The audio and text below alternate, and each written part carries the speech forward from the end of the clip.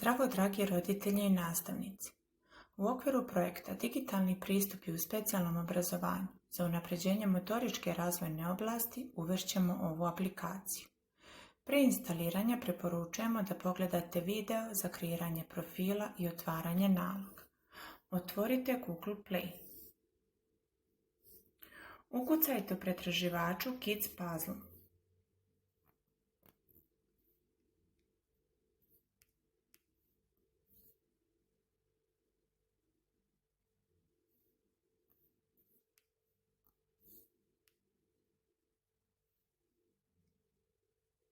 Pritisnite dugme Instaliraj.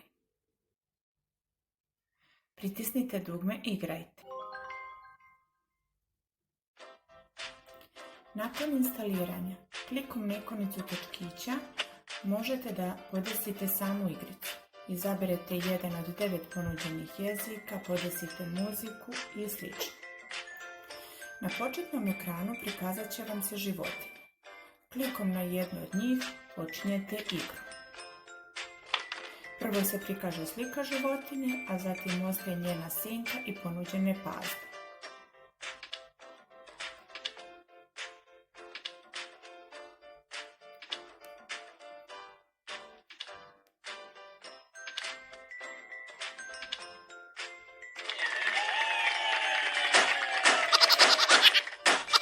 Kada kompletirate igru, pojavljaju se baloni sa emotikonima koji na dodir pucaju, čuje se bravo, nakon toga se izgovara naziv životinje i pojavljuje se opet slika u celini.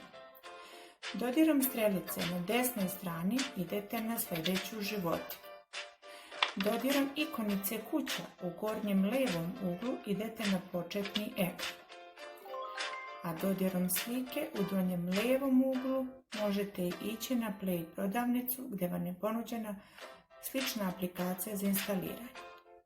Na početnom ekranu su prikazane 3 slike životinje, a ispod je rak i 10 malih krugova. Ukoliko